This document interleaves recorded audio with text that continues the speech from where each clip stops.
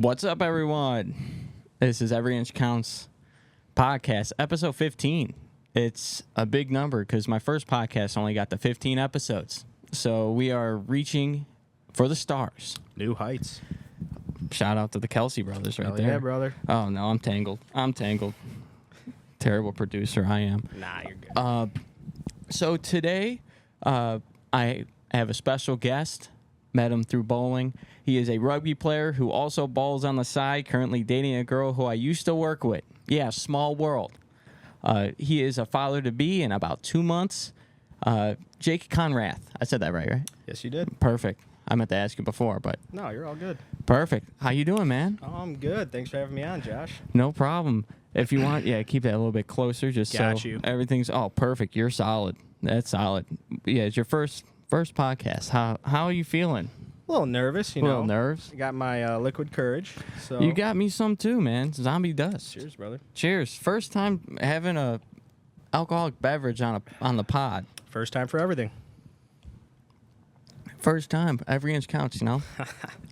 But today we're just gonna go over his life, talk about a whole bunch of shit. So be ready. It's about to be good. It's about to go down. Because there's a lot of cool topics that you would not think. Because a lot of it's almost like especially one of them's like overseas, which we'll get into later in the episode. So, what did I have written down here? I can't read. Oh, so let's start out how we met. So we met literally on a Wednesday night bowling league. He came up to me and he was like, "Yo," I'm like, "What's up?" And then that was it. That was basically it. And the one thing that I saw in you, it was so weird. I have my buddy Alex. I don't know if you watched any of the pods. Yeah. My buddy Alex. Yeah. You two are so similar. Really? It's fucking nuts. You're not from Russia though, right? I am not from Russia. No, you're not from Russia. Okay. So that's the only difference so far. Born and raised on the south side of Chicago. Same here. So growing up, man, how was it? How was growing up? It was awesome. I got a family of 6, including me. Oh, damn. I got 2 older sisters, 1 younger brother. It was awesome. My sisters were always there for me. Hell yeah. I was there for my brother. If he ever needed anything. My parents, best goddamn parents you could ask for. My dad really helped me up growing up. They're the Middle best. child syndrome a little bit? Middle child syndrome. Oh. Kat always, my wife Kat, she always tells me that's what I have. Oh, man. Yeah, because I'm the oldest out of 2. Oh, okay. Yeah. I didn't know that. So I'm not. I don't even know what middle child syndrome even means, man. It's something that's not even close to my mind. It's just it's so weird to think about though. If I had another sibling or you had one sibling, you ever think about that? Yeah, I mean, I wouldn't change any of it though. In all honesty. Oh yeah, hell yeah. No, I mean from my sisters throwing parties, and me joining them a little bit. How much older were they than you? My sister Brittany, she's 2 years older, and then my sister Kaylee's 4. Okay. So you were that freshman at the senior parties? Yes, I was. I felt pretty damn cool. Not Hell gonna yeah, lie, man. Got to have my first beer with them and all that. Nothing. Hey, nothing says Southside than a beer at 14. You're not kidding, dude. That's legit. I mean, it helps you. Growing up, because you could kind of handle your liquor and everything, Oh yeah, my parents, they straight up told me, they're hey, we want you to drink with us, so when you go out, say college, they're talking way in the future, college, you'll be able to be cognizant, or what's the word? But you'll be able to recognize where you are, what's going on, and you're not just blacked. Because that's the worst thing that could... Coherent? Coherent. That's the word. Yeah. That's the worst thing that could possibly happen. Especially when you don't know where you are. Yes. And you kind of just wake up and you're like, what the fuck happened last night? And who knows, it could have been the first Now it got me burping drinking carbonation over here. My bad. That's on me. So, like, you could be at first week of school and you're lost, and especially say you are traveling far, like you're in a different state, you have no clue what's around you, and you're just in a random place. I mean, it's happened like to me, like just going to visit my sisters or going to visit my buddies in college. Like you don't know where you're at, and sometimes even like when you have experience with drinking, like from a young age, like you still could get to that point where you just fucking don't know what the hell happened, or like you'll kind of brown out a little bit, and then the next moment you're like, fuck, where am I? What's browning out? I never heard of that. No. So browning out pretty much is like you'll be drinking, you know, like 6-7 beers or whatever, and then it just kind of like skips. Like the moment skips, like you don't really remember the next morning, like what happened between 10 and 11. Oh, but so then you'll remember like 11 to 12. it's like the gray area. Yeah. Okay. Yeah. Okay, I gotcha. Yeah, so not blacking out, browning out. It's like the step before. Do you have any, speaking of your like sisters and your family, do you have any like funny or like memorable like moments when you were younger that you will always remember? Oh, yeah. So I'll tell you a quick story. I don't know if I was a freshman. I had to have been a freshman I was a freshman in high school. And it was St. Patty's Day weekend. And my parents made the mistake of going away for the weekend. And I'm pretty sure I told them this story before. So anyway, sorry, Mom and Dad. But, like, we had a pretty big house growing up. Like, luckily, like, my dad was a fireman. He actually retired last year. That's awesome. Yeah. And my mom was a nurse at Little Company Mary. So, like, we were lucky, you know. But, so they went away, and it's just, like, my sister, Kaylee, usually watched us. But we had an older cousin who was also watching us. But... So I think Friday, Saturday, Sunday, we had a party. They were gone Thursday to Monday. Wow. Yeah. But so pretty much for my old house in MTG, Mount Greenwood. Shout out. Shout out St. Shout out Mount Xavier. Greenwood. Hell yeah, brother. So pretty much Friday, Saturday, Sunday, we had a 3-day banger. So at my house, there was like a back room like that we put an addition on it. So it was a back room with a hot tub, like a nice little party room. And then like we had a basement, like a kitchen and everything. So pretty much I had me and my friends in the basement. My sister Kaylee, she had all her friends upstairs in the kitchen. And then Brittany had all her friends in the back room. So it was like a three-part party, Yeah, pretty much. Every room was a different theme. Oh, yeah. And, like, we thought we were slick and all that, you know. Didn't think our parents were going to find out or whatever. But, so pretty much me and my sister Kaylee were talking to my sister Brittany, and we're like, all right, like, there's too many people in this house right now. Project X right there. Yeah, and she agreed with us. She's like, all right, like, no more people. So, lo and behold, like, more people showed up. I probably had, like, 10 friends. Kaylee had about 10, 15 friends.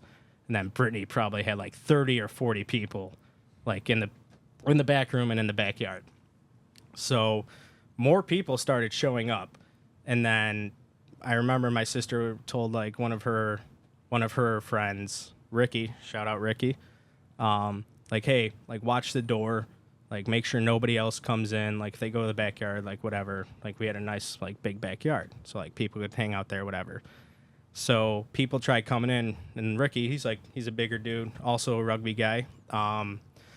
He's standing at the door, and he's like, no, like, you guys can't come in here. And, like, he's a bigger dude. So, everybody's like, oh, yeah, okay. But then Brittany's like, oh, no, come on. Come on in. Like, you guys are fine. Ricky's like, what the fuck? You just told me not to let anybody in. And so... probably ended up being like 60, 65 people at one point altogether in the house. But so then Sunday came around and we were still partying and everything. Then Monday morning, everybody just hung over, pieces of shit. Some people are still at the house from sleeping over. And like I wake up, I'm like, I don't want to go to school. I can't do it. Like, I'm not going to be able to function. So we ended up having my sister Brittany's friend call in acting like my dad, who, by the way... Wait, like your dad? Yeah. Like, trying to, like, sound like my dad to, like, call in so, like, I didn't have to go to school. Wouldn't you think she would try to be your mom? Dude, we were still drunk at this point. Like, Oh, it's my probably God. like 6:30, 7 o'clock. Some people haven't gone to bed yet. What high school did you go to? I went to St. Lawrence for my first 2 years, and I transferred over to Brother Rice for my junior and senior year. Okay. So, I don't know if, like, the people at St. Lawrence knew this dude was, like, fucked up just trying to pretend to be my but I got out of it. So I was Because what year did you graduate? 15. So it was still at that point where you had to call. Yeah. You had to call to get out of school, or else you were getting in a lot more trouble than usual. Yeah. Oh, yeah. So... Yeah, because I graduated in 2017, and Oak Forest was strict. Were they? They were strict with, like, your absences and all that stuff. What do they do now to get out of school? Like, is it online, or do you still have to call, or? Well, it all depends, man. It's like, there's no such thing as snow days anymore. There's no such thing as like schools down south that don't have, or like your low budget schools. Like, how, I don't know. You correct me if I'm wrong, but Brother Rice didn't have air conditioning. Oh, no, they did. Oh, they did? They did, yeah. I know schools, like my cousin went to school way down south in Lincoln, Illinois. I don't know if you know that area at all. Not well, no. It's way down south in the boonies. He didn't have air. No AC, so on like hot days in the spring and even in the fall. Oh, did you hear that? That was a good one. That was a good one. Good push. He would have to come home for heat days because it's too hot in the school for the kids to actually like. That would have been awesome when I was in high school. But that's not a thing anymore because of Zoom. Oh, yeah. Well, I'm glad that we didn't have Zoom back then.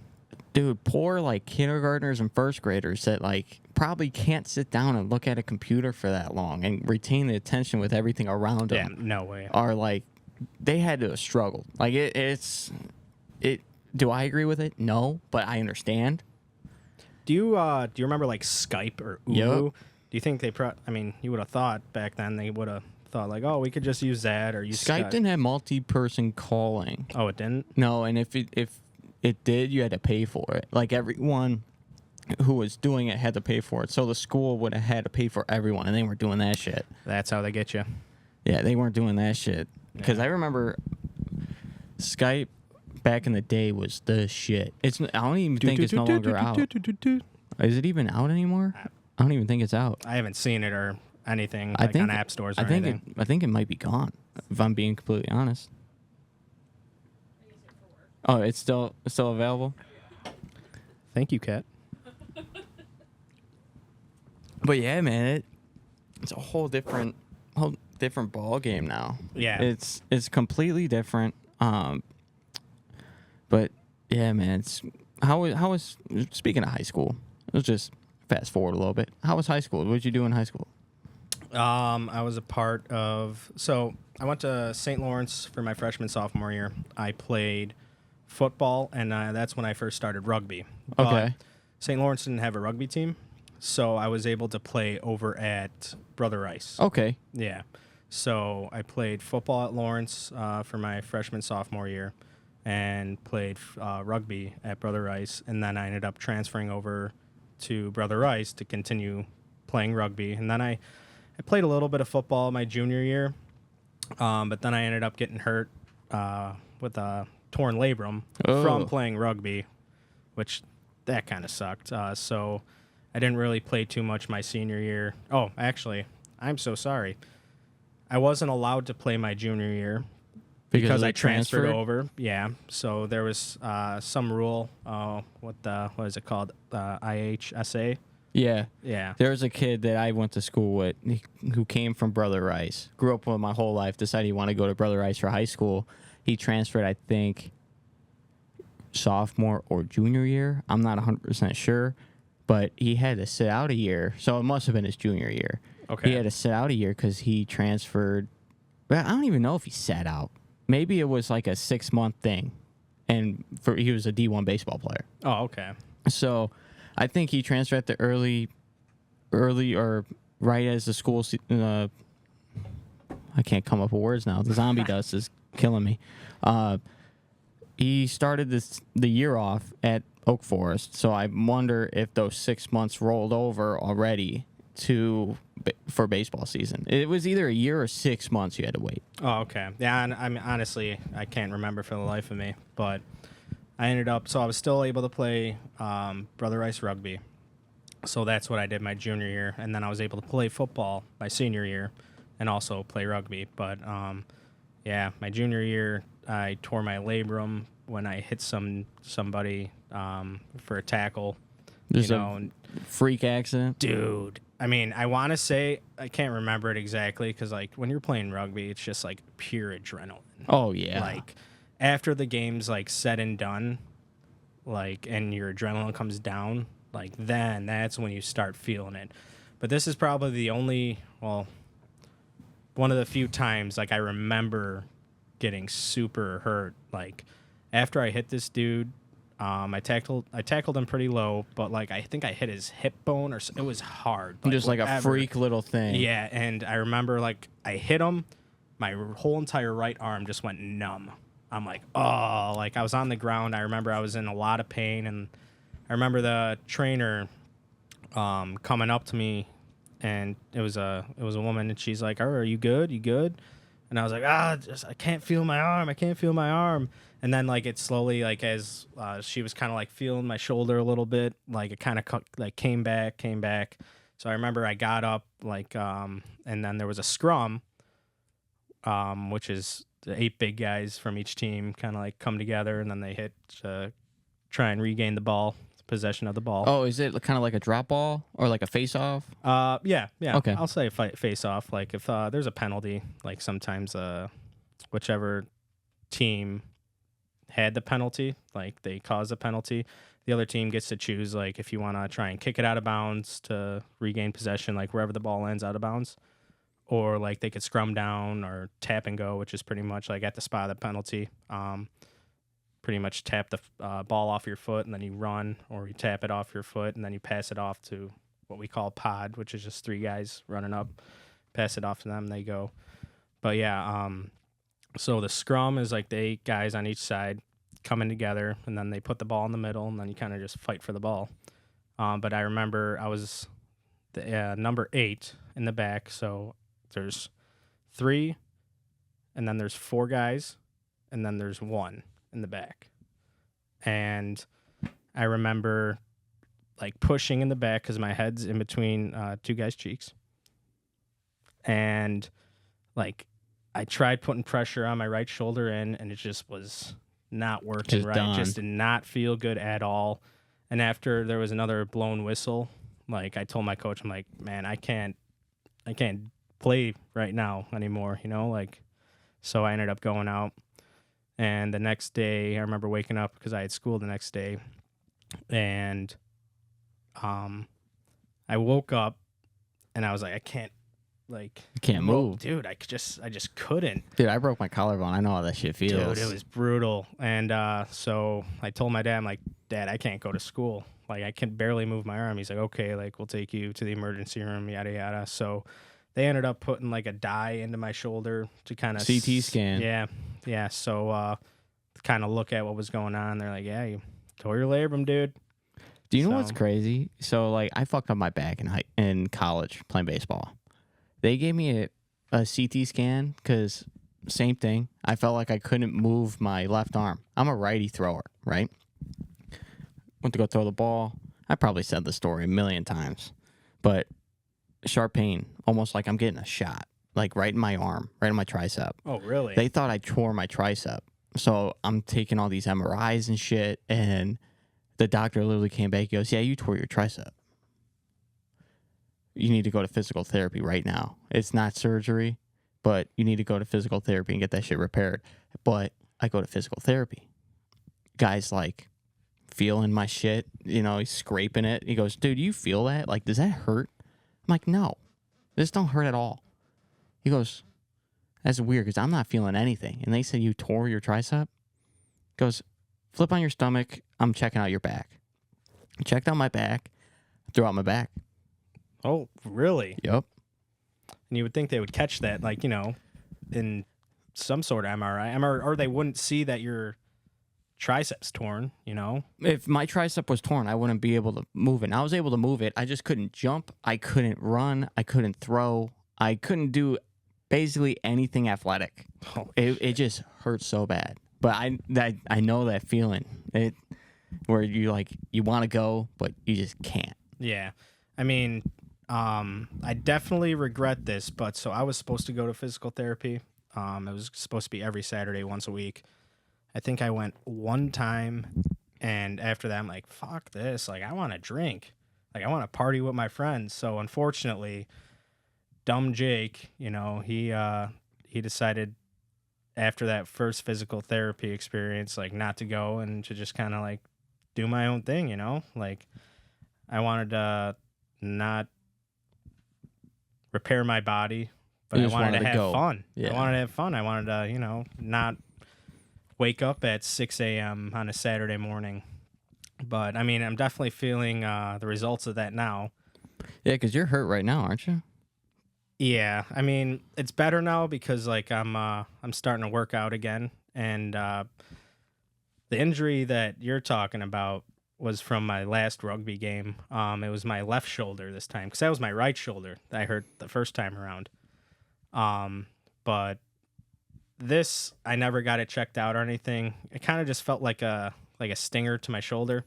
Yeah, those are scary. Yeah. So, I mean, I don't know if I could move my arm all the way up now, but like when it first happened throughout the first, like, I want to say like month and a half, like I was probably only able to go up not even halfway, like to the side. So yeah, that shit's fucked. Yeah, no. Yeah. I mean, I wouldn't change anything because like rugby was by far the funnest sport I've ever played. Taught me a lot about discipline, like camaraderie, all that stuff. Now, what got you in it? So actually, I never even knew about rugby until probably my 8th grade year. And we were at some Super Bowl party at my parents' friend's house. And the owner of the house, John Smith, shout out John Smith. Thank you for introducing me to rugby. Shout out to you. But he's an Irishman. He's a good old boy. He played for the Southside Irish. He played at St. Xavier. Really? Yeah. I didn't even know that. I don't even think they have a rugby team anymore. Yeah, I hope I'm right when I say that. But I'm pretty sure they probably did back in the day. Yeah. Because I know they don't have it now, but I'm pretty sure back in the day they did. Oh, okay. It's Southside Irish pride over there. They definitely had it. So he came up to me at the party. Because I think my mom was just trying to get me to do something else, and like not just football, like just to do something else. So like I think she talked to him like, hey, like go talk to Jake about rugby. So I remember we were in their basement. He comes up to me. He's like, hey, Jake, like you ever heard of rugby before? I'm like, oh no. He's like, well, let me tell you something. Once you play it, you'll never go back.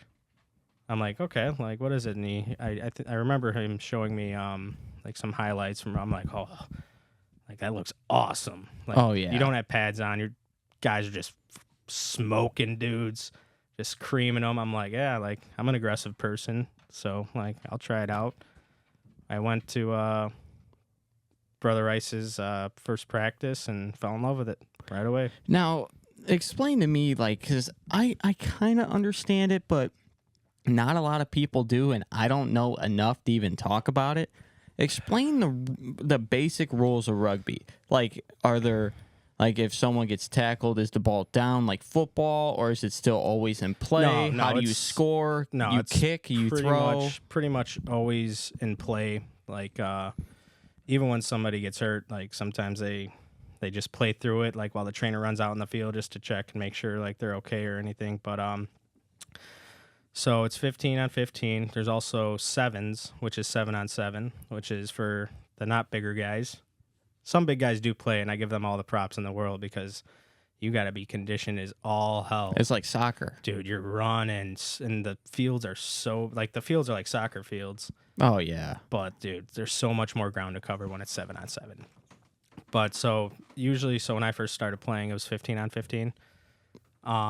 But you gotta pretty much as a kickoff, and like you're kind of just like if you're receiving the kick, you're kind of like spread out, and the kickoff is lined up pretty much how you're lined up in football, like for the kicking team.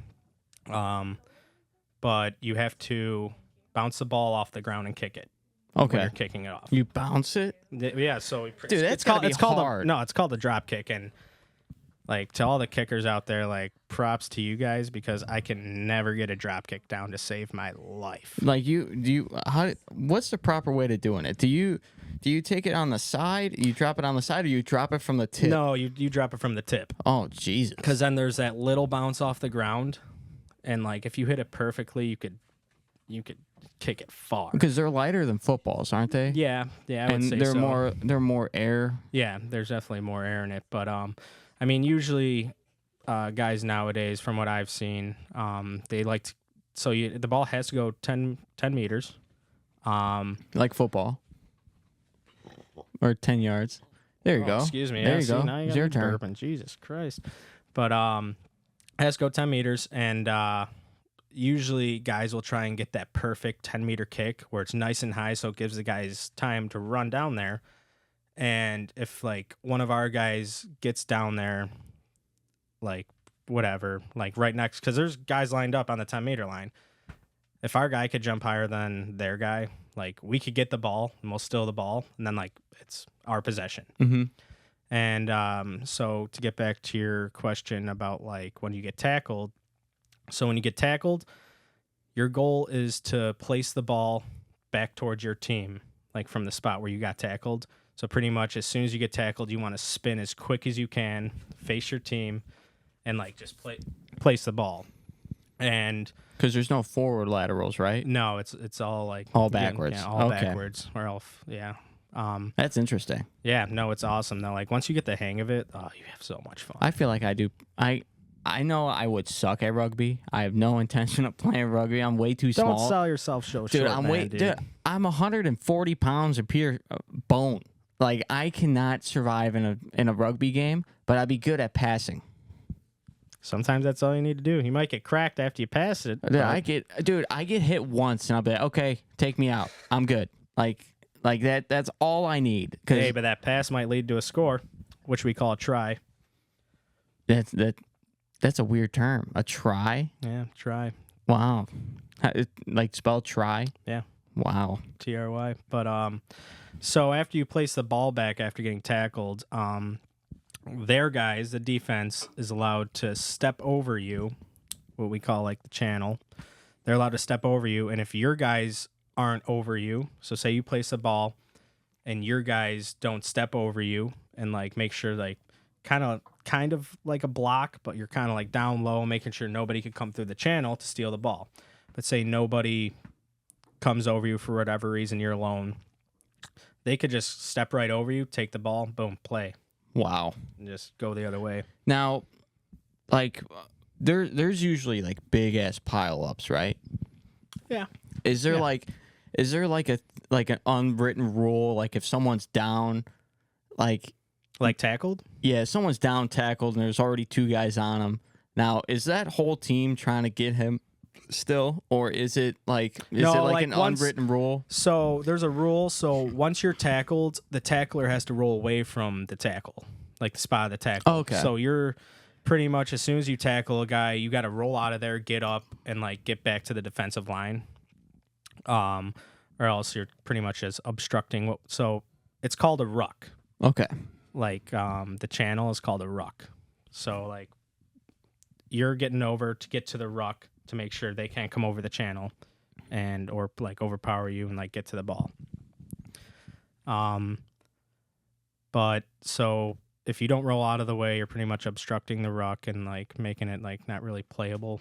But when you roll away, you get back on the defensive line, and then pretty much like as long as like the offense secured the ruck, like we have a scrum half, which is pretty much like kind of like a quarterback, Okay. I guess. Like they pretty much control like which way the ball is going to go. Like they'll pick the ball up. Like the leader. Yeah. Okay. Yeah. So they'll pick the ball up and they'll like either pass left or pass right, like whichever way like the flow of the game's going, pretty much. That's not bad, dude. I'm so interested in this because I have zero knowledge. So if you think I'm asking dumbass questions, No. I mean, we get asked these questions all the because time. not a lot of people know this shit. No, Because it's an overseas game. It's Yeah. not. It's not a United States game. Even though a lot of people played in the United States that we don't think that it's around, but this is an overseas sport. Yeah. Like this is now. Like, how does the scoring work? Like, there's a field goal, right?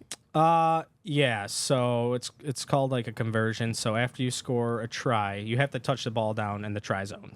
And how does In that order happen? to You just got to score. run in there. So you got to run past the try zone and just touch it down. You usually want to get to the center of the goalposts because that's an easier Oh, when you score, that's where it lies for the conversion. kick, yes. Wow, Yeah. that's cool. Yeah. That's cool. Yeah. So like if you score on the outside, like towards the sideline, it's a lot harder for the kicker to Yeah. come in and hit that kick. you know? Now, is the kicker the same? Does he have the same rules as like the NFL? It's like no one could touch the kicker when he's kicking. Yeah, no. So there is a rule. So the kicker, he has a tee, or he could drop kick it if he wants. But usually we use a tee. Yeah, usually they because use tees. It's a lot. It's more difficult to try and. Especially when you're placing. Yeah, exactly. So they'll use a tee and like they'll line up like to do whatever they need to do, like pre-kick. But as soon as he has forward motion, there could be guys lined up at the try line, which is just like the goal line. Okay. And they could start running towards the ball. And there's a possibility after the guy starts the forward motion to kick the ball that those guys running towards the kicker could block the kick. Okay. So there's a chance that you could block the kick. It doesn't usually Probably happen. shouldn't. Now my next question is, Mm-hmm. you score, it's placed there. How far back is the kick? And how deep are like the end? Because there's not really like a need for like end zones, because you just need to pass a line, right? Yeah, but so it's different than football. Like the goalpost in football is like at the back of the end zone. Yeah. Our goalposts are at the front. So the try zone pretty much goes. Man, I can't believe I'm blanking on this. I want to say it's maybe 10 meters. Yeah, that 10 seems meters about deep. right. Yeah. Like side to side, 10 meters deep. I want to say it's 10 meters, but some fields I played on, like they're shorter than that, And which they- kind of stinks. Well, but they don't have to be, because all you got to do is run it in there. It's not like you Yeah. could throw a lob up and have someone catch it. Yeah, so they can move it back, I mean, however far they want. If you're close, so say you get it into the middle of the goalpost, like you score a try in the middle of the goalpost, you could be as close as you want. Like you can move it farther back, like if you think you're going to like shank it for whatever reason, but like you can move it 10 meters back, 20 meters back, Oh, whatever. that's but cool. people usually like staying close. But like, so say you score on the outer side of the try zone, like towards the sideline, you'd want to move back probably 15, 20 meters. So you could get that angle. So that opens up the angle of where you're going to kick it, Yeah, and so how does the points go? Are they called points? What do they call? I want to know the actual. tries. Okay. Yeah, Oh, they're called a try. Yeah, points. I mean, you get 5 points. For It's a- called points for yeah. a try. 5 points for a try, and then if you make the conversion, it's 2. Okay, so like when you score, it's called a try. Correct. Okay, it's not called like something else, like because the try is empty. you're empty. I am too, but I don't know if I could drink another one of those. Those things are strong. Hold on one sec. Listen to this. That's beautiful. That is. That's beautiful. I'm seeing the Rocky Mountains right there. Nice and. Are they Nice blue? and blue. Are they Yeah, blue? they're blue. They're still blue. Yeah, they're good. They're still good. blue. They're good. Still can't believe this is the first time drinking on the pod.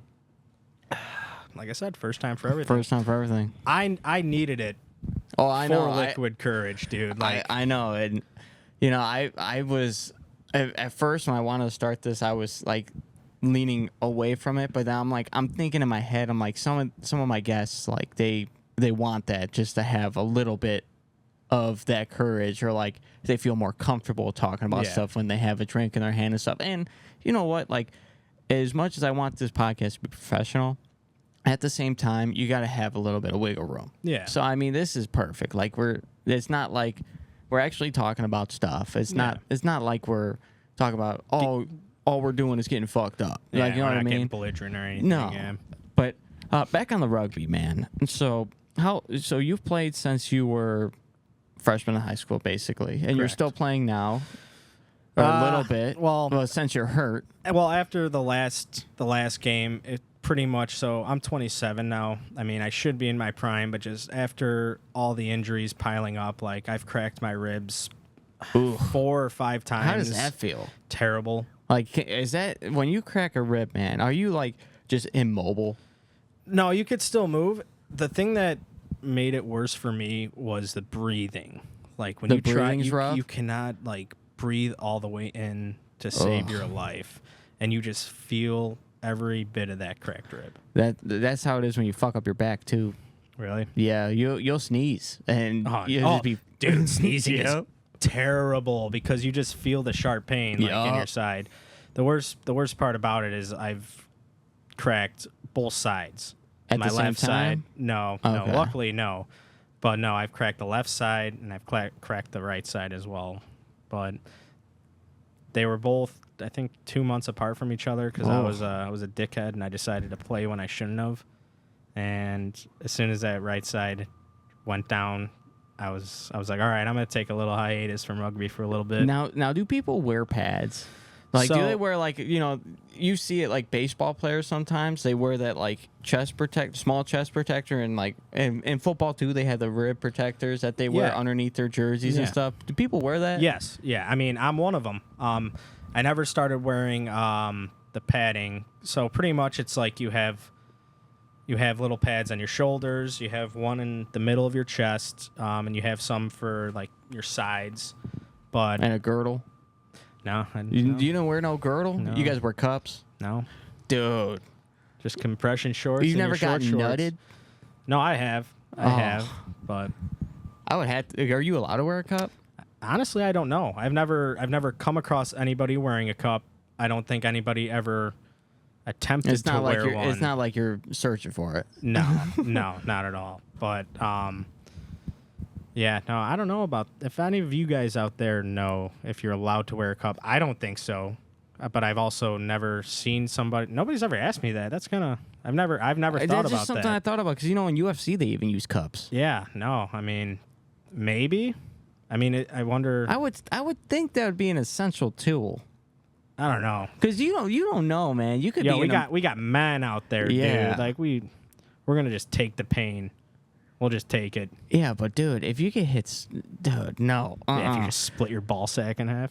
Dude, I am not getting rid of a testicle for getting nutted. Yeah, no. in rugby like that. I feel like that's got to be. I think I'll have to look it up. I'll definitely have. I'm to sorry look for that not up. knowing that question. I No, mean, dude, I've played that's for funny. 10 plus I years. think it's and funny I as don't even, hell. Yeah, that question never even came across my mind. I think it's funny as hell that you don't know. Yeah. I think that's like I never even came across that. I'm like, well, if you're not looking, Yeah, dude. you're not feeling, you're not fondling and trying to figure that out. Yeah. You know what I mean? Fuck that. But rugby's your main sport. But the reason why you're here and how I met you was through bowling. Talk to me yeah. how you got into that. So, I have a pretty big family, and like I said before, like we play in the Father Perez League on Sundays, and I think I got started. I want to say I was maybe a senior in high school when I first started. Okay, that's not bad. I started my freshman year of high school. Yeah. I mean, I bowled before, but I never like actively went out to practice or try and like get that cool curve. Like I was always a straight bowler. Yeah, just a house ball straight down Yeah. the middle. Yeah, I know. I know. So when I first started, my mom and dad played on a team like with some of our cousins. So like they asked me like, "Hey, do you want to sub?" I'm like, "Ah, sure. I mean, I'll try it out." And Brendan and Tommy. Yep. Yeah. So like when I first started going, like they had this like nice wicked action on their ball. Like they'll throw it way out and then it cracks back in right in the pocket. I'm like, I want to learn how to do that. So both of them at the time they only use their 2 fingers. And just kind of And they palmed it. And they palmed it and just kind of went. So I went out there, and I didn't know what the hell I was doing at the time. I think I practiced for like 2 weeks before I actually went out there just to try and learn like what the hell they were doing. And I mean, I was probably like a 130, 140 bowler when I first started. That's how I was, man. I was able to like kind of hit the pocket a little bit, but like picking up spares, I'm like, how the fuck am I supposed to get this with this ball? I am so proud of my spare game. Like, it's been for 2 weeks in a row. I mean, I've had open frames, but they were all on splits. Like, I went 30 clean. Those are the worst. I went 30 clean first week or 2 weeks ago, and then this week I opened in the 10th and 10th first 2 games, and they were all splits. Both of them were splits. But like you said, you started with a 130. I started with a 150, and that's when I didn't know if I was bowling one-handed or two-handed. And then I don't know if you saw in previous episodes, I talked about my jaw surgery. That's really got me to get into bowling like huge. Then I switched completely two-handed. Then I ended up being like all-state. And for Illinois, you know how competitive Illinois bowling is. Like, you know, Nate Stubler. Yep. He was the one who set the record the year I took third, so he took first. Bowling with him, watching him bowl. Did you learn a lot? Like, just from, like, seeing what he did? And, like, not really. Well, no. My thing was I was so focused on your game. My game, and just getting as high as I can, because basically at state that year, it was fucked up. Stubler averaged 268 for 12 games. That's crazy. The guy in second place averaged 240 for 12 games. I averaged 228, and then the rest of the field. Like, there was 3 tiers. It was Stubler, the guy who took second, and then me and the rest of the field. It was fucked. Like, but I got to bowl with him the last day. The last day I got to bowl with him, so it was cool. I've known him for years, though.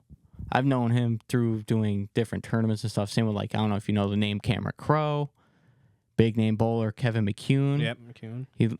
He's from around here. I grew up. Well, I can't say growing up because I didn't grow up bowling, but when I was bowling in high school, you were paying attention, you were watching. I was with him bowling against him in tournaments and all that shit, and learning from all these other guys and getting professional coaching. And my high school coach, which I got so lucky with, he used to be on tour, but he was never officially a pro. On motive staff. Shout out to you. He was the best. He's taught me everything I know, and I actually subbed with him Thursday nights. So really, my schedule last year was fucked. I bowled Wednesdays, subbed Thursdays. I only did it once, but I was subbing Fridays. I only did it once. Yeah. And then I subbed on my parents' every other Saturday league that now me and Faith are bowling full time now. And then I bowled Sunday mornings. And my dad was even worse. He did all those, including the Monday Eagles League. Jesus. Yeah, it got to the point where she was telling me that I was doing too much, and my mom was telling my dad that he was doing too much. Like, we were, like, can you imagine, like, an old golfer that goes golfing every day and just gets bitched at? That's how it was with us bowling. Trust me, I know what you're talking about because I was playing softball. 16-inch? 16-inch. Oh, hey, hold on. Shout out Papa Hop's tournament going on actually right now. Right now. Oh, I actually think my buddy's playing in that. Oh, really? Yeah, he might be. I'm pretty sure he's been getting in all the big tournaments. Okay, yeah, my 2 cousins are in it right now. They're playing for Ignition. Shout out Kevin McCann. I know that team. And Brendan McCann. Back in the day, I used to play for the Playmakers. I don't know if you know that team. No, where'd you guys play at? Oaklawn. And then I played for Trash Pandas. Okay. Which, that was just a one-off. I played for a team called Daddy Hacks. Bunch of young guys. I don't play with them no more because I got burnt out, man. I got so burnt out. I played softball in college. I played Tuesday night, Wednesday night, Thursday night, Friday night, Sundays. And then if there was a tournament, I'm playing Saturday. Yeah. Like, it got to the point, especially when I was on the Playmakers, that shit was so fucking bogus. I was always told, yo, you're coming. If you come today, you're playing. I come, I don't play. So I just would leave. Like, Yeah. I just got sick and tired of that, and it burnt me out. Because I'm like, that's the worst when they ask you to come play, and then you go, and then like you don't see the field or anything. You're like, all right, well, like, was I just here in case somebody got injured? Like, yeah. what am I And doing? I mean, I'm not old, but like over the years, like my body is just not the same. And plus, I'm always in the outfield. I'm too young to play the infield. Quick guy though. Yeah, I'm stupid fast. It's Quick bad. guy. But it's so much fun being out there with the guys. You still play? Yeah. So Do you play I- Mount Greenwood? so I play on Sundays only in the Brother Ice League. Is that the one? Is Brother Rice? Is that league at Brother Rice? Yes. Okay. Yeah, so I know what you're talking about. So sometimes, I think the last 2 years they would switch between like playing at Brother Rice football field or playing at Beverly Park. Okay. But I don't know. I think we played like once or twice there last year, but this year we've only played at Rice so far. Yeah, I play at the in the league in Mount Greenwood at Ag. Oh, okay. Yeah, Yeah. that big ass fields with like probably like 7 What's or that 8 called? Like- fields. Yeah. I forgot. I The don't know Mount what- Greenwood Park? Yeah. Yeah. Okay. Yeah, I didn't know what the field was called. So Yeah. No, it's just Mount Greenwood Park. So last year I was playing on Sundays, Mondays, Tuesdays, Wednesdays, and Thursdays. yeah, dude, that's too much. I mean, yeah. Last no, it year, was. last I mean, year I played Thursdays. Did I play Thursdays last year? No, year before I played Thursdays, but I played in 2 leagues Sundays. So in the afternoon was Mount Greenwood. Afternoon or early afternoon, like noon and 1, basically was Mount Greenwood, and then 5 to 8 in that time frame, or even 9 sometimes. I'm in Oak Lawn. I can't do that. No, I can't do that no more. I understand that because Sundays was Brother Rice, Mondays was Mount Greenwood, Tuesdays was Oak Lawn, Wednesdays Mount Greenwood, and then you're Thursdays going to Oak Harrison Lawn. Park or like Oh man, it was just, especially after I moved to Tinley. Like after I moved to Tinley and I like had to make the commute back to Oak Lawn, it's so rough. back to Tinley, then back to Mount Greenwood, back to. I'm like, there's just a lot of driving involved. Yeah, and well, get in the league there. I used to. I was thinking about Friday that, but nights used to be my. And now, yeah, I gotta add Friday nights. Yeah, I played in the Tinley League out there, How was that league? Now I'm intrigued. But dude. Cat, don't be upset if I join the Tinley League. There's not a lot of teams. There's only 2 fields. And the team I played for, I had enough games to be on the roster for playoffs. Won the championship, I'm pretty sure, it was either the championship was the next week and I wasn't playing, so I gave them 2 games. I hit 4 homers because I'm so fast. Motherfucker. If I hit it down the line and it goes past the outfield, I'm rounding the bases. Like, you ain't catching me. He's the fastest man alive. Barry Allen.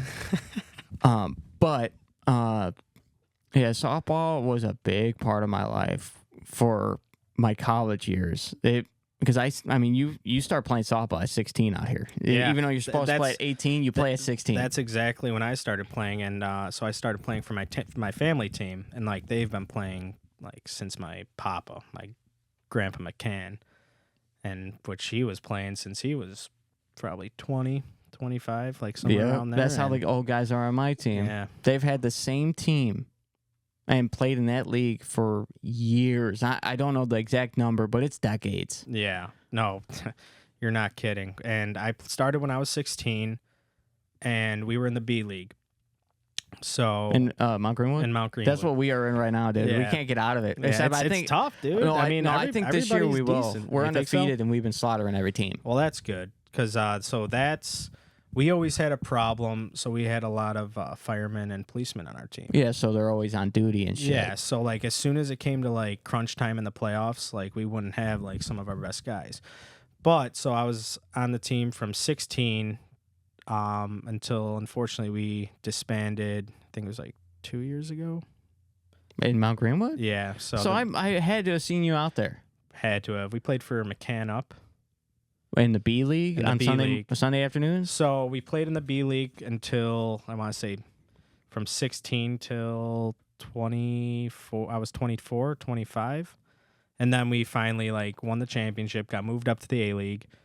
And then You just got shit on and got moved back down to the B League? No, I mean, we were still in the A League up until our team disbanded, and we had to disband because like we were just having so many problems trying to get guys to come out. Do you remember a team named Mojo Rising? I do. That's the team. Really? Yep. Holy shit. Yeah. Mondays and Wednesdays? No? Sundays. They probably used to play Monday, Wednesdays, though. I mean, like probably what, 8 years ago? 9 years ago? No, because I've been playing for that long. I Really? feel so fucking old, man. I started when I was 16, and I'm 25. Fuck. Dude, I've been playing for almost 10 years. It's fucking crazy, dude. Oh, man. We are old. We're getting there. You have no idea. My body's telling me, too.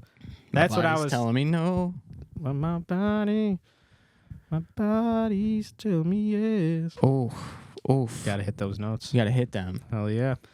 But I mean, that's why I'm thinking about like hanging up the cleats for rugby, because the last game I played was probably in March or April, and after that game was over, like I didn't even know I hurt my shoulder and probably till like 2 days later, but like after the game itself, You just felt like you were done? my mind is in it. My mind is still in it right now.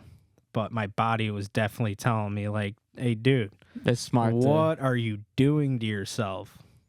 But yeah, it sucks, man, because I felt like that with baseball. And I played baseball since I was 4 years old. dude, baseball is rough on your arms, for sure. I never had an arm problem. And that's definitely, like, very lucky. I've never had arm problems. Of course, you have your general soreness. Yeah, of course. My first real baseball injury was my back.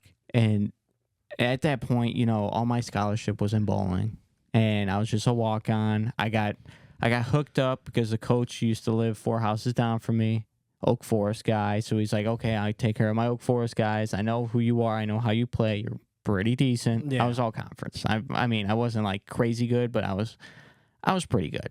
Dude, he's lying to you guys. He's fucking good. I played against this guy. And I just like, I talked to him. He goes, what are you doing? Like after the season, he goes, what are you doing? I go, dude, I don't know. And me and him talked for like 25 minutes, just like, he gave me the pros and cons. He's like, hey man, like for real, like you got everything in bowling right now. You are probably going to succeed more in bowling than here because you're just not around. I couldn't do winter workouts, couldn't do nothing. And he's like, dude, I want you to bowl. He goes, I'm not saying that you suck. I'm not saying you're bad, but I'm saying it makes sense. So I'm like, okay, man. Like, how'd you take that like advice? Like, did you take it and just run with it? Yeah, I'm assuming. Yeah. I was mentally out of it. Okay. So like that's when you gotta that's what I change told your him. shit. He goes, how you feeling? I go, dude, I don't know. He's like, I know. And like a coach could tell when you're kind of like, especially up at that caliber, it's like he knows, like, hey, are you sure? And then you actually sit down with him, and it turns out that you're done. Like, I wish I could join a men's league or something. Yeah. But at the same time, I don't know. But that's how probably you were feeling with rugby, too. Yeah, I mean, because, like, if you do end up, like, because bowling, yeah, you could get injured in bowling, like, 100%. Do you know how many times I sprained my middle finger? Oh, jeez. Dude, you got that nice, like, little, as soon as you throw it, it's like, pops Not out. anymore. No? I got my shit fixed. Oh, that's good, then. So, well, I was digging my finger in. I got a fucking bug bite on my middle finger, but I was sticking my finger into the second knuckle, and that was causing me to throw the ball bad. So sometimes I still pop it, but it's more so like actually just before this bug bite right here. It's like right there, because after I'm done bowling, you could see all the dirt marks from my grips. Yeah. But yeah, I was definitely in the trainer's office. I've got plenty of tennis balls and rubber bands to do workouts for if you ever sprain your fingers. I'll definitely It's talk so to you about embarrassing, but it's so fucking funny. He goes, you're in here again? I go, dude, look at my finger. It's blown the fuck up. It won't go down. and it hurts. And the trainer's like, all right, here, gives me another fucking tennis ball. He goes, don't you have like 3 of these at home? I'm like, no, like I lost them all. Like Yeah. and it's just a squeeze to get that muscle back. And I just think it's funny.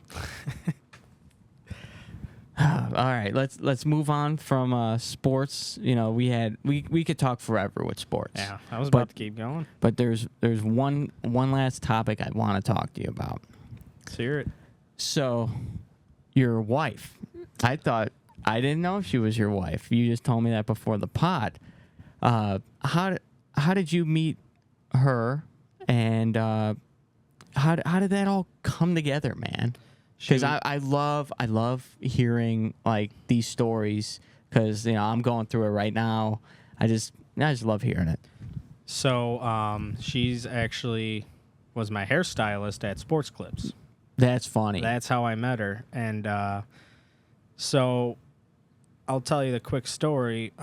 Usually I went to the one like on 107th and Cicero. Yep, I know where's that. But the wait time was probably like 2 hours or something? Dude, it was like long. So I was like, where's the next closest one? And it was like, like 132nd and Cicero. So I was like, all right, like I'll go over there. So I signed in, and like I just put like they have options like if you want to pick your stylist, but I was like, like the next one available or whatever. So I go there, and it ends up being Kat. And funny story. So I think it was the first time I went, and there was like some dude that was on something. He had to have been on something. On some type of drug or something? He was on something, and he Kat tells this story way better, but he was kind of just like, I walked in and I see this dude with a backpack, so I'm like, oh, that's kind of weird, because he wasn't in a chair or anything. He was kind of walking up and down, where like the chairs are for when you're getting a haircut. Yep. He was just like walking up and down like the aisle. And I'm like, well, like maybe he's like some sort of like management person or whatever. But then like he just wasn't really making a lot of sense or whatever. So like I sit down, I'm getting the haircut from Kat or whatever. And like he's trying to like get home or something, and like Kat was telling me like he's been there, and like he's kind of not soliciting, I guess, but like he wasn't trying to get a haircut. He was just kind of chilling in there, and he has a backpack, and the dude's like 6'2", 6'3". So I'm in the chair, and he's just not leaving, and he's just kind of like walking, kind of looking, pacing back and forth. So we go to the back to where the wash is, like for your hair.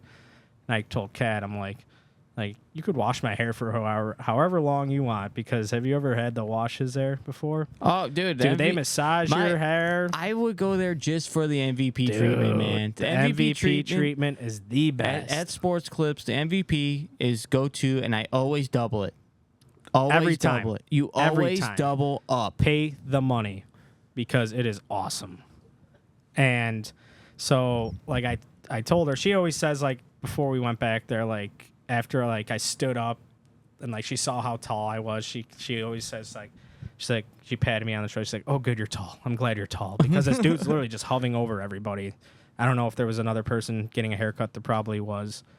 But so, like, he's hovering in there. She says, like, yeah, I think I'm going to call the police. Like, I'm kind of, like, afraid a little bit. Little tweaking? Yeah, so she ended up calling, like, her friend Dave. Shout out, Dave. You know who you are. And, like, just asking, like, what to do. So, like, she's talking to him on the phone. Then she starts doing my hair.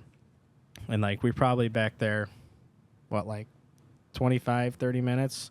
She's just massaging my head, doing whatever. We're just talking, chatting it up.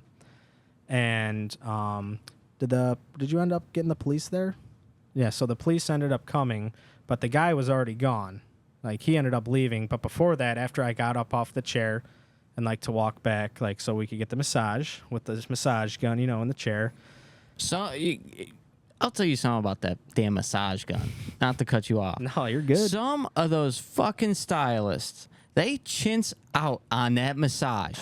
I agree. She did not. Like I will say that. I swear, like I get the double, and it feels like, oh, why did you only go one time? Yeah. Like, okay, keep going.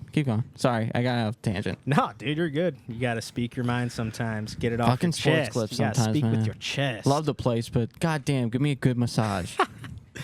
Hey, they're known for their hair, not their massages. But they should be known for their massages. Yeah. So I'm kind of thinking, like, what can I do to help out the situation? You know, like, Kat's freaking out. Like, so I'm like, let me just call this dude an Uber. He has to get somewhere. Like, let me just call him an Uber. Get him out. Like, we need, because, like, if I said anything else to him, it would have been a bad confrontation, you know? So, like, I'm about to call him an Uber. Like, I'm asking where he's going. Kat comes up to me. She's like, do not get him an Uber. I'm like, why? He probably's asking for it. Yeah, right? But I didn't put two and two together. She's like, what happens if, like, he's in there and he, like, either tries to rob this person or, like, gets naked or, like, destroys something in the back of the car? Like, that's on your account. Yeah. I'm like, fuck, you're right. Probably shouldn't do that. I don't know how we got him out, or I think he might have just, like, stumbled out. Like, he was kind of like, He's probably methed out. yeah, dude, there was something wrong with him. But I just remember as soon as he left, I was like, okay, cool. And then I probably left 10 minutes later, gave her a great tip because I was like, damn, she hot. You know, she cute, whatever. Mind you, she had a mask on, so I only saw her eyes, and that's all I needed to see, by the way. As soon as I saw, I was like, oh, my God. So I ended up leaving, and as soon as I left, I don't remember if I texted my best friend DJ first or called him or I don't know if I called my sister, but I was like, guys, like, this chick, she is a smoke show. Like, she could hold a conversation. I love her voice. Like, she is beautiful. Like, what do I do? So DJ's like, dude, like, just go in next week, like, strike up conversation with her, like, and, like, ask her out. Like, just ask her for, like, to go to coffee with you or whatever. I will say that is bold. Yeah. That is bold. I never thought, even in my past, I've never thought of asking out my hairstylist. Never thought of it. That's bold, man. Greatest decision of my life. But huge. So I ended up going back. I probably went back the next week. I don't remember if I pussied out or whatever. But I don't think I asked her for her number or anything. Oh, I remember why. So the next time I went in, I asked her, like, oh, do you have a boyfriend? Just like kind of striking up conversation or whatever. It's kind of probably weird to hear on her part. Like, some dude, the second time you're seeing him and asking if you have a boyfriend. But she's like, oh, like, I might go out with this guy to see how it is. Like, you know, yada, yada, yada. So I'm like, oh, okay. So I was like, damn, should have asked her last week. But that's kind of weird asking somebody out, like, the first time you're seeing them. But, so I think 2 weeks later, like, I went in and, like, we're talking or whatever. And I just kind of mentioned, like, oh, so how'd, like, the date with the other guy go? And she's like, like, it wasn't really for me. Like, I wasn't feeling it. Like, you know, given, like, just the excuses or whatever. And I'm like, oh, like, that's cool. And I ended up, that visit, I probably stayed after the haircut talking to her for probably like a half hour, 45 minutes. Like, and we were just like bullshitting, you know, like just shooting the shit and just talking. So I was slick with this one. Oh. So before I even went in there, The Riz game's strong. Dude, before I even went in there, I wrote my number down and my name. So I had it on a piece of paper in my pocket. So I went to the cash register after, like, we were done talking and everything. Like, I paid, tipped well again. And I'm like, so, like, would you want to, like, go out, get some coffee or anything? Like, or, like, if you don't want to, that's fine. She's like, oh, I'm a lot to handle. I'm like, don't worry. Like, I can handle you. And she's like, okay, let me write my number down. I'm like, don't worry. Got it right here. I got my business card right here, girl. So I gave her that. She ended up texting me that night, and yeah. Hook, line, and sinker. Goddamn. So that's how that all started. That's nuts, man, because I've known her for 7 years now. And it's crazy because, like, we weren't like super close, but like when I worked at AMC when she did, there was like a group of people, and you're still friends with all of them, aren't you? Yeah. See, I was young because You were the young part of the crew. I just turned 18 basically when I was working. And I was one of the youngest guy working or person working in general. Yeah. So I would always like go up to her. I'd get in trouble. I would always get in trouble with her because she was the bartender at the time. And like chairs like these. I'm sitting at the bar watching TV, talking to her. And I remember, I forgot what her name was. Do you remember the old boss's name? Which one? We don't need to say it. Well, we'll talk about it after. But I would always get yelled at, like, you can't be sitting at the bar. I'm like, why? I don't have to clean, because I was an usher, so I had to clean the theaters. I got like half an hour before I got to clean a theater. And I always made sure like the front area was always nice and clean. Yeah. Goes, you're 18, get off the bar. I'm like, oh. And then I got in trouble again because I would still hang out because I was bored. Like I had no one to talk to. Yeah. So I'm at the side of the bar this time, and I'm just hanging out. Smarter. I'm hanging out there, and I'm like, I'm talking, and then I get another ring. Get away from the bar. Like. It's almost like, like Mike Wazowski, you forgot your paperwork. That's what it reminded me of. I'm always watching you, Wazowski. Oh, yeah. And then it just got to the point where I had to avoid the bar. Damn. Yeah, it was bad. But that place, like, I still can't believe you talked to almost every single person there. You guys were tight, though. Not everyone, but Rhea, George. Oh, Vanek. Married and has a kid, and we just saw him recently. Wow. But Paul was my dude. Shout out Paul Douglas Harris. Because I saw, I don't know if you were there, but I saw Paul and that group, your group at like Blarney Stone a couple years ago. Oh yeah, he mentioned that to us. Yeah, it was when I brought you up. It was a couple years ago. That's when I was hanging out with the guys I made you say what with. That was a long time ago. It feels like it was a lifetime ago. But that's nuts, man. How like it's just a small world, small circle. Yeah. Like when me and Faith started dating, I knew like almost all the people she's bowled with and all that stuff, and like it's just so weird how it all like comes together. Yeah. But you are an expecting father. Yes, I am. How do you feel about that? Dude, I am. Are you nervous? Or are you excited? I'm excited. You're excited? I believe we are going to be fantastic parents. You guys got a good vibe. You guys got a good vibe. Like you guys, I could just tell. She completes me. Do you know the gender? We're not finding out. That's awesome. Yeah. That's what happened with me. My parents didn't know what I was gonna be either. Really? Yeah. And especially being the oldest, I mean, that's pretty much the same thing. Like that's cool. Like no gender reveal party. You just when it comes out, is it a boy or girl? How's buying stuff for the kid then? We're kind of going like neutral with everything. Going right yellow. Now. Green. More green. That works. Yeah. We're doing the nursery right now. Then we painted like the ceiling green. Then we're doing like a nice gold wallpaper like around the room. So it's looking really cool. But I mean, it's gonna work with either a boy or a girl. So that's awesome, man. I'm happy for you guys. That's sick. Yeah, dude, it's so exciting. And then talk to me about. You just said you like just out of the spur of the moment just got married. What? How did you guys do that? So I was actually planning on proposing to her at the end of this year, but then she was like, "Oh, I don't really feel right." I'm like, "Oh my God, are you okay?" She's like, "No, like I think I'm pregnant." I'm like, "You don't just know that." Like, like you haven't thrown up, like you haven't been sick or morning sickness or none of that. She's like, no, like I just don't feel right, and I think I'm pregnant. This was like we after we found out and everything. Like when she told me this, it was like a week and a half, 2 weeks, like from her being pregnant. And like somebody knowing that, just like that's crazy. That's what happened to my mom with me too. Like my mom told my dad like a week after.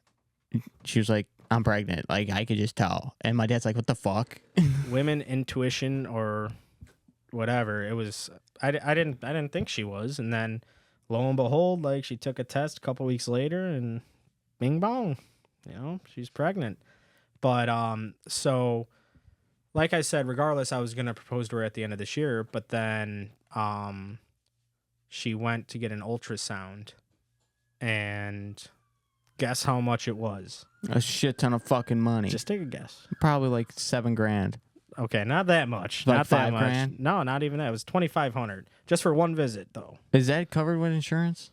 Wasn't with hers at the time. That's so bad. Yeah. That sucks. And I went to the emergency room. Oh, Oh, that's yeah. probably why. Okay, that makes sense then. Yeah, that's probably why. The fuck, cat? It's all good though, man. No, I know. You dude, got to do I'm- what you got to do sometimes, Yeah, man. no, I mean, like I said, like it was the greatest decision of my life, though. Like I was looking forward to it regardless. Like we had to speed up the process a little bit, but I mean, it was a courthouse wedding. You got know? to do what you got to do, man. Yeah, no, and I mean, we're planning on actually having an actual like wedding and Oh, reception. that's and everything awesome. Still, Yeah. we're gonna do it after the baby's born. So after we're financially set with that, then we'll start planning on the wedding and everything. So like, cause like I want her to be able to wear like the perfect white dress. Yeah. I want her to go and experience that experience Where like, she feels her best. dude. And- Yes. yeah. Like I want to see that smile on her face, and I want to see her when she walks out. Like I'm so excited. You're going to for be that, crying. dude. Hell yeah, I am. I'm going to be crying on mine too. God damn, dude. Like she's crying right now. Oh no. Yeah, What'd but you no. do? I don't know, Man. but no, I'm super excited for it. But like it is. I'll tell you one thing. Like, yeah, like when you're just dating around, like just to see who you want to be with, it's one thing. But when you're with somebody that you know you want to be with, and like they're living with you, like when you get home from like a long day of work, whether it was just a shitty day at work or you're working overtime or whatever, you walk in, she's there in the kitchen, doing her thing, like whatever. I didn't mean it like that, but you know what I mean. Like when She likes being in the kitchen. yeah, no, she loves cooking. Nothing wrong with that. Yeah, she's a big baker. But when you walk in and like you had a shit day, you walk in and she smiles at you, runs up, asks you how your day was, gives you a nice tight hug. Nothing fucking beats that coming from like a working union guy. Like that's what I look forward to, like coming home every single day. And that's why I go out and work the hours I work. That's why I do the things I do. Because like I know when I get home, like she'll be there for me. She'll have my back and she'll make me feel better, you know. That's fucking awesome, Dude. dude. Greatest feeling ever. That's And I'm fucking excited awesome. to do this for every single day the rest of my life. That's when you know it's real. Fucking That's when amen. you know it's real. Yeah. I mean, I don't mean to be soft or anything, but dude, Hey, get you a woman that makes you feel that way, you'll know exactly what I mean. hey, yeah, trust me. Yeah, I feel that now, man. Like yeah. there's nothing better than just coming home to your person. Like, Yeah. I mean, I don't live here, but I'm here The more majority- than yeah. majority of the time. If Exactly. not, she's coming to my house after work. Yeah. Like, it's just like, dude, it's match I made. don't even think like they realize like how they make you feel. Like, Yeah. because sometimes like I'm a hard person to read just in general, like, and it's cool that like I get to kind of like she gets to hear what I have to say like right here, like I just it's hard for me to express myself, Yo, yeah, trust me, I'm the same way. Yeah. Like, there's things that like I'll get yelled at for, like, why didn't you say something? Yeah. I'm like, well, Yep. if I say something in my head, I think it's going to turn out this way. If Yeah. I don't say something, it's going to turn out a better way. And, Exactly. like, that, it's Like, just, we hold stuff in, like, it's what just I mean? in our So- nature. Exactly. And I feel like it's not only like a masculine thing. I've noticed it's happening a lot in like Midwest. Like the Midwest man holds a lot in compared to your like Hollywood man or like your Florida man. Oh, 100%. It's just a completely different element. Yeah. But I man, mean, but like, that's what everybody kind of grew up on. It's like, everybody's dads you look at, it's like, yeah, he's like that hard person. Like, he's there grinding. Like, comes home, cracks a beer, doesn't really talk, just kind of does his thing, watches TV. Hell yeah, You know, man. like, yeah, that's what we grew up on. So, but it's nice to kind of like say what you're feeling sometimes. So, Man, this has been a fucking awesome episode. fucking aim it, Dude, man. I think we should end it here because we're still riding that high. Dude, this by far was one of my favorite interviews. Appreciate that. I actually learned a lot of shit in this episode. I thank you so much for coming on. No problem. Hey, let's do one more cheers before we go. One more. It's empty. Actually, no, wait. I got like half a sip. I That's got fine, half a that's fine. sip. That's all that matters. I got half a sip in there. But man, thank you so much for coming on. Anytime. It means the world. I'm gonna have you back on at some point, maybe after the kid. Yeah, no. After the kid, I'll be like, hey, how's it going? How's being a new dad? And Yeah. all that stuff. It would be really cool to have you back on. I'll have Kat on too if she wants to get on. Hell yeah, I c- Kat. We'll make you famous. And then we could get Paul on. Dude. Like I could do an episode with literally all four of us. I got 4 microphones. That would be sick. That would be fun. Yeah, no, I agree. Like, we'll have a lot of fun. I mean, this was fantastic. Like, for my first time. Dude, you did awesome. No, This you is did awesome. You did awesome. Come on now. This is the fucking guy right here. But anyways, if you're not inching, what are you doing with your life? Because this is Every Inch Counts. I'm your host, Josh Bogs. Oh, fuck. I'm your host, Josh Bogs Life Boger. One with- IPA. With Jake Konrath over here, my host. And I will see you guys next week. Peace.